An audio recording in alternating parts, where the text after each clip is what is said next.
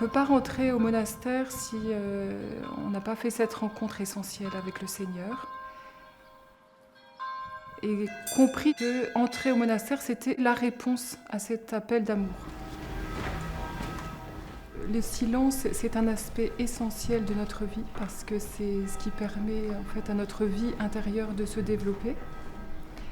Le silence, c'est le lieu idéal pour une rencontre avec le Seigneur parce que le Seigneur vient nous rencontrer dans notre cœur, au plus profond de nous-mêmes.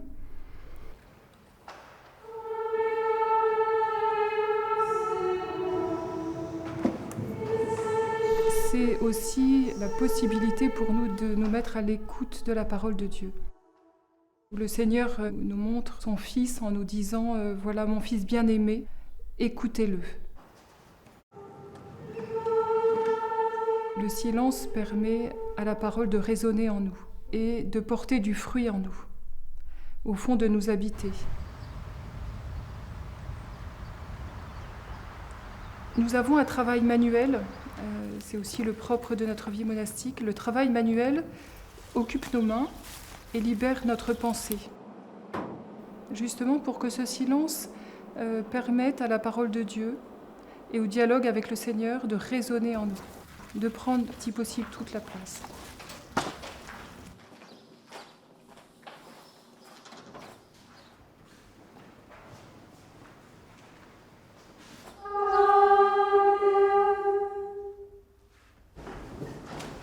Dieu dit alors, « N'approche pas d'ici, retire les sandales de tes pieds, car le lieu où tu te tiens est une terre sainte. » Et il déclara, « Je suis le Dieu de ton père, le Dieu d'Abraham, le Dieu d'Isaac, le Dieu de Jacob. » Notre vie fraternelle est une dimension très très importante de notre vie monastique. Il n'y a pas de vie fraternelle authentique sans silence, sans écoute les unes des autres. Et là aussi, ça s'apprend.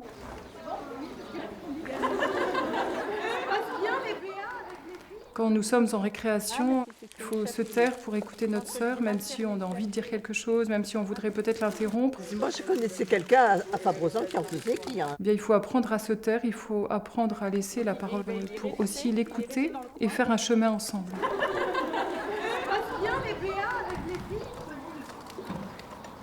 Le silence est une présence.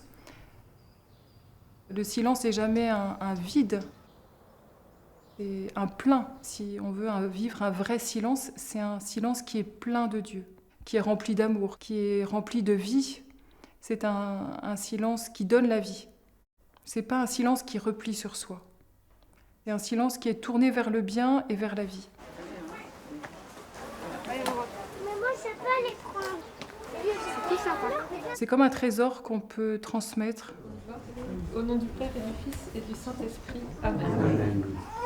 Comme un trésor qu'on va partager. C'est pour ça que ces rencontres, elles doivent exister et en même temps, elles sont comme encadrées, elles sont mesurées. On reçoit beaucoup de personnes qui cherchent le silence, qui ont besoin de ce silence.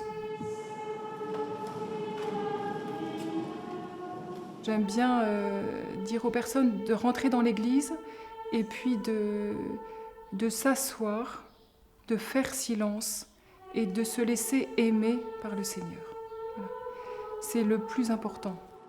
Nous, on a des témoignages magnifiques de cette rencontre et c'est aussi vraiment une très très grande joie pour notre communauté de savoir que les gens peuvent rencontrer le Seigneur ici et que c'est une rencontre qui change leur vie et on se réjouit que ça puisse être possible.